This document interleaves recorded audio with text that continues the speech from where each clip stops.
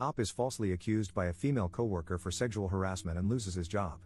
Gets video evidence proving otherwise and makes them pay after being told there's nothing they can do. Posted by you/legaltosu. I held a management position at a company. I asked a non-management employee of the opposite gender to step into another room to discuss her performance away from other employees.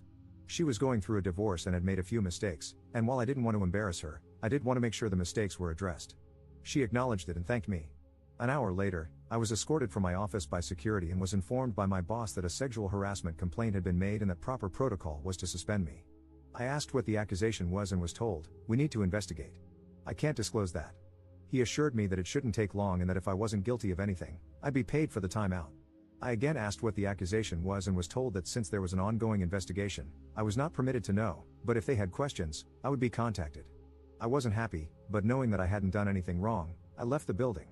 Later that night, I received a notification on my phone that my email password was incorrect. After 2 days, I called my boss asking for an update and was told he was not available but that I would hear something soon. I began calling daily and received the same response. Finally, I received a letter in the mail informing me that I was terminated for exposing myself and requesting sexual favors from an employee. The employee listed was the young lady I had pulled into the side room. I immediately called my boss and was told, he is unavailable and said to say the matter is closed. My buddy, the IT guy, messaged me on Facebook asking what happened, as he'd been told to deactivate my accounts. When I told him the whole story, he replied, "You took her into the X room. Dude, there's a security camera in there. We keep Y in there, so we always have the camera on." Sure enough, he pulled the footage, and there I was, holding a pile of papers, pointing to them, and keeping my pants on the whole time. I left a message for my boss stating that the alleged incident occurred in a room with surveillance and that I would be contacting an attorney and subpoenaing the video record. I received a call back 15 minutes later asking me to please participate in a phone conference with him and HR. The conference went as expected. They didn't realize it had occurred in a room with surveillance. They have a zero-tolerance policy that they have to enforce. You can't be too careful in this day and age, and they regret that this didn't come to light sooner. They've already replaced me, and as it wouldn't be fair to terminate my replacement since she's done nothing wrong, they don't have a job to offer me back. However, as a gesture of goodwill, they're going to pay me through my suspension, change my file so it reads that I voluntarily resigned, and provide me with a good reference. I replied that this wasn't acceptable. They made a false accusation against me, withheld vital information that I could have easily refuted, refused to take my calls, and completely failed in their own investigation by not checking video footage that would have immediately exonerated me. They asked what I thought would be fair. I told them they could immediately terminate the employee who made the accusation and either give me my job back or pay me 1 year's salary in addition to what was offered. My boss said that he could not discuss another employee with me and that neither of those options was feasible. The only options I had were what he had already offered. I replied that the options I gave were the only way I wouldn't sue the company along with the employee.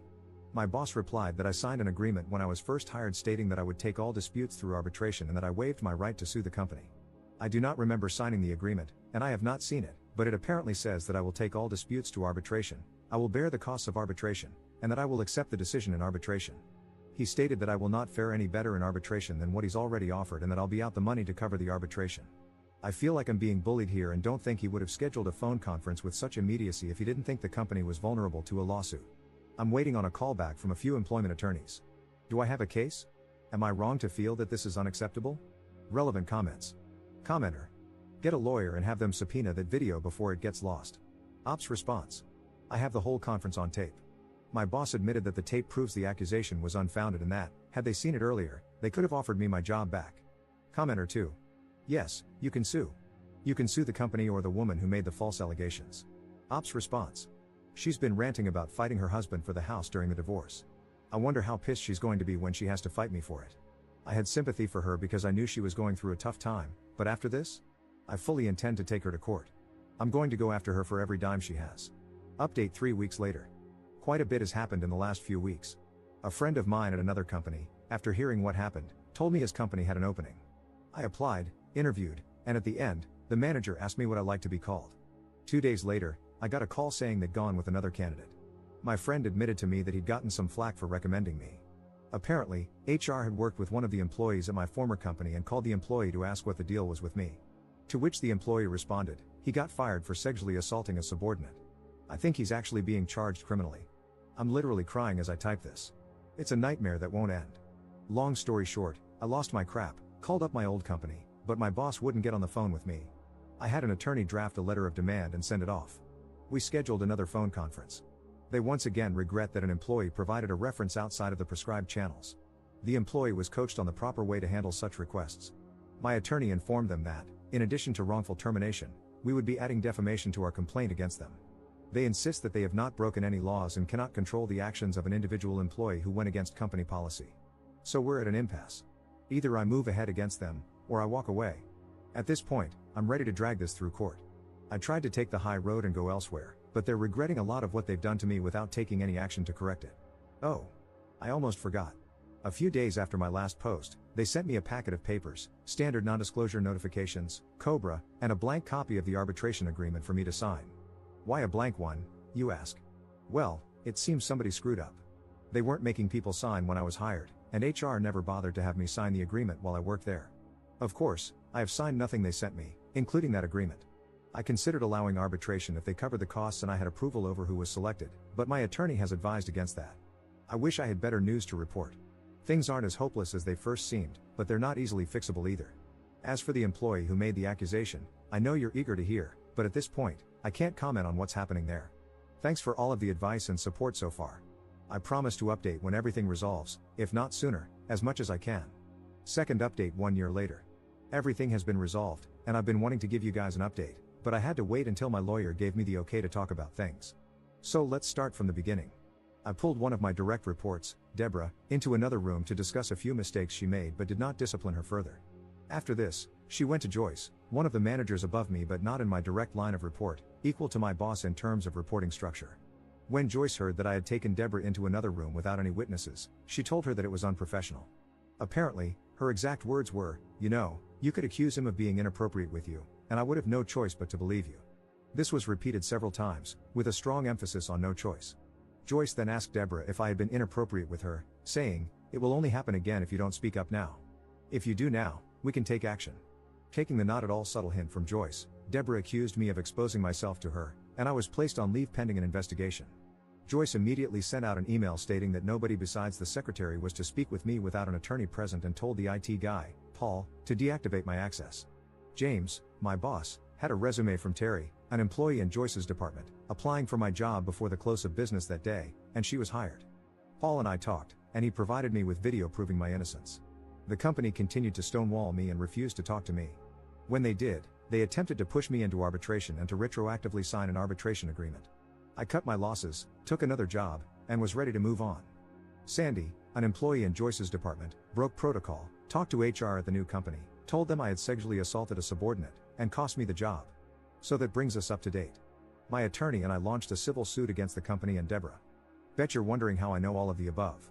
Well, good old Joyce said she'd protect Deborah if she came forward. Unfortunately, that only extended to her job. So when she was named individually in this suit, corporate told her they would not be providing her an attorney. After realizing that she'd have to put her house up for collateral, she was all too willing to throw Joyce under the bus.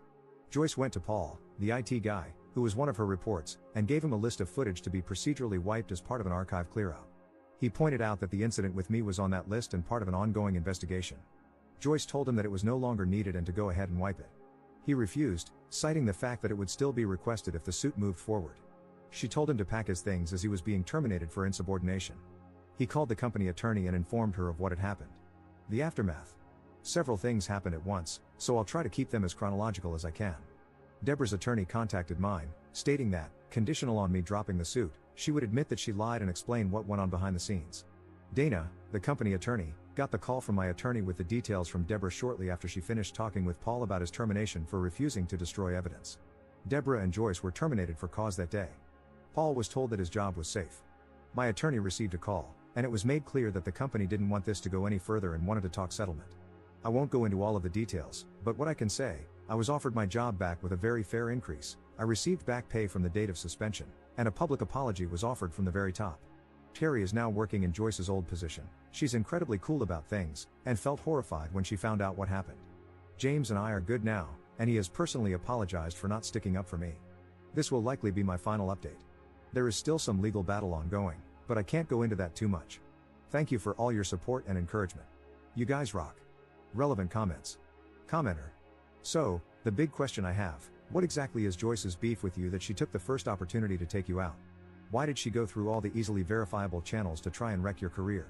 I mean, she tried to enlist not one, But two separate patsies in this. One of them knew about the whole situation and knew enough to immediately get legal involved, and another who would have to risk everything to try and prove a blatant lie. That just seems like poor planning for petty revenge to me.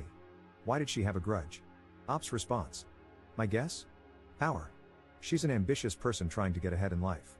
Terry and I were on equal levels management-wise. The only difference is that I have more direct reports, whereas she was basically an assistant manager to Joyce, handling the department by herself when Joyce was out.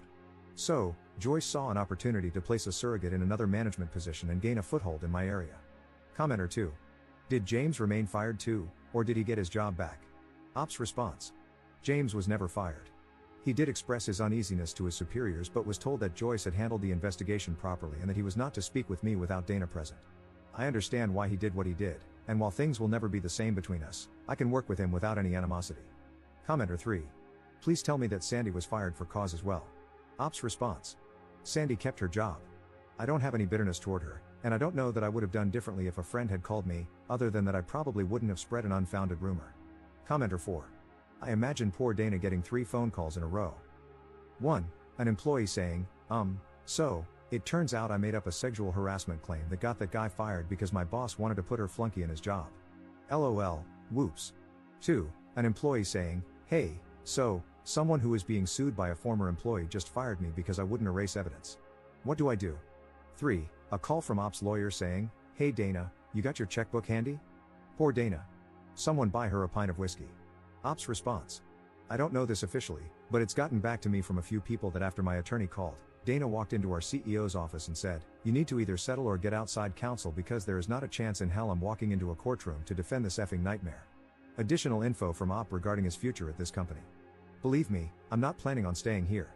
However, without giving too much away, this is a very tight-knit industry. People talk, and I was pretty much scorched earth. By clearing my name, being welcomed back, and putting in some time, I'm making sure I have all my ducks in a row before I get the hell out of here.